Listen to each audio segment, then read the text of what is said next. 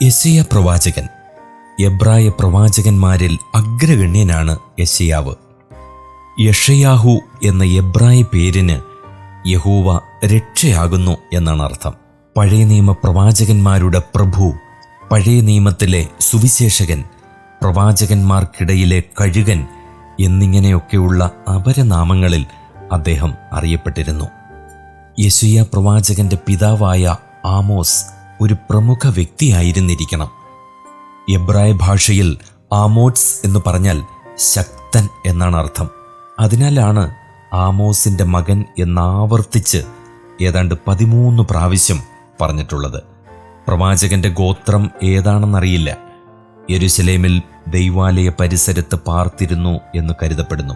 അധ്യായം 6 ഭാര്യയെ പ്രവാചകി എന്ന് പരിചയപ്പെടുത്തുന്നു. 8-ാം അധ്യായം 3-ാം വാക്യം. അദ്ദേഹത്തിന് ഷെയാർ യാശൂബ് എന്നും മഹേർ ശലാൽ ഹാഷ്ബസ് എന്നും 2 പുത്രന്മാരുണ്ടായിരുന്നു. അധ്യായം 7 3-ാം വാക്യം, അധ്യായം 8 3-ാം വാക്യം. ഈ പേരുകൾ പ്രതീകാത്മകങ്ങളാണ്. യഹൂദ രാജാക്കന്മാരായ ഉസ്സിയാവ്, യോഥാം, ആഹാസ്, യഹസ്കിയാവ് എന്നീ 4 പേരുടെ വാഴ്ചക്കാലത്താണ് യെശയ്യാവ് പ്രവചിച്ചത്. പ്രവചനത്തിൽ രേഖപ്പെടുത്തിയിട്ടുള്ള സംഭവങ്ങളിൽ കാലപരമായി ആദ്യത്തേത് ഉസ്സിയാവിൻ്റെ മരണവും ഏതാണ്ട് BC 740, ഒടുവിലത്തേത് സൻഹേരേബിൻ്റെ മരണവുമാണ് BC 681. യെശയ്യാവ് 6-ാം അധ്യായം 1-ാം വാക്യം, 37-ാം അധ്യായം 38-ാം വാക്യം. പ്രവാചകന്റെ ശുശ്രൂഷയുടെ ആദ്യഘട്ടം ഉസ്സിയാവിൻ്റെയും ഏതാണ്ട് BC 783 മുതൽ 738 വരെ. പിന്നീട് യോഥാമിൻ്റെ സഹസമ്രാട്ടായി 750 മുതൽ 738 BC വരെ, സമ്രാട്ടായി 738 മുതൽ 735 വരെ വാഴ്ചക്കാലമാണ്.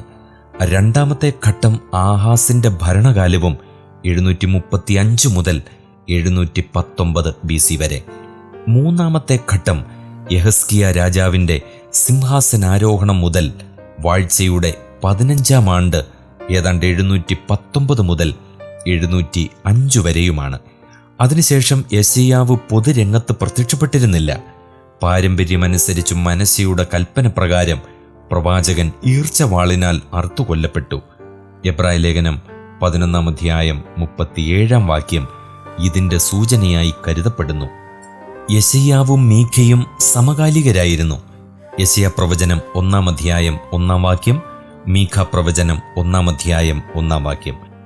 യെശയ്യാവിൻ്റെ പ്രവർത്തനത്തിന് മുമ്പായിരുന്നു ആമോസിൻ്റെയും ഹോശേയയുടെയും പ്രവർത്തനം. ആമോസ് പ്രവചനം 1-ാം അധ്യായം 1-ാം വാക്യം, ഹോശേയ പ്രവചനം 1-ാം അധ്യായം 1-ാം വാക്യം. ആമോസും ഹോശേയയും പ്രവചിച്ചത് പ്രധാനമായും ഉത്തരഗോത്രങ്ങളോടായിരുന്നു. യെശയ്യാവും മീഖായും യഹൂദയോടും യെരുശലേമിനോടും. യെരുശലേമിൽ ഉന്നത പദവി യെശയ്യാവിനുണ്ടായിരുന്നിരിക്കണം. യഹസ്കിയ രാജാവ് ഉന്നത ഉദ്യോഗസ്ഥന്മാരെയും പുരോഹിതന്മാരുടെ മൂപ്പന്മാരെയുമായിരുന്നു ദൂതന്മാരായി യെശയ്യാവിൻ്റെ അടുക്കലേക്ക് അയച്ചത്. 2 രാജാക്കന്മാർ 19-ാം അധ്യായം 2-ാം വാക്യം. യെരുശലേമിലെ പ്രവാചക ഗണത്തിൻ്റെ പ്രമാണിയും തലവനും അദ്ദേഹമായിരുന്നിരിക്കണം. പാർസി രാജാവായ കോരസിനെ കുറിച്ചുള്ള യെശയ്യാവിൻ്റെ പ്രവചനങ്ങൾ യഹൂദന്മാരെ മോചിപ്പിക്കുവാൻ അദ്ദേഹത്തെ പ്രേരിപ്പിച്ചു എന്ന് ജോസിഫസ് രേഖപ്പെടുത്തിയിട്ടുണ്ട്. സ്വന്തം പേരിലുള്ള പ്രവചനം കൂടാതെ ഉസ്സിയാവിൻ്റെ ജീവചരിത്രവും 2 ദിനവൃത്താന്തം 26-ാം അധ്യായം 22-ാം വാക്യം, യഹസ്കിയ രാജാവിൻ്റെ ജീവചരിത്രവും 32-ാം അധ്യായം 32-ാം വാക്യവും യെശയ്യാവ് എഴുതി. ഈ 2 ഗ്രന്ഥങ്ങളും നമുക്ക് ലഭിച്ചിട്ടില്ല.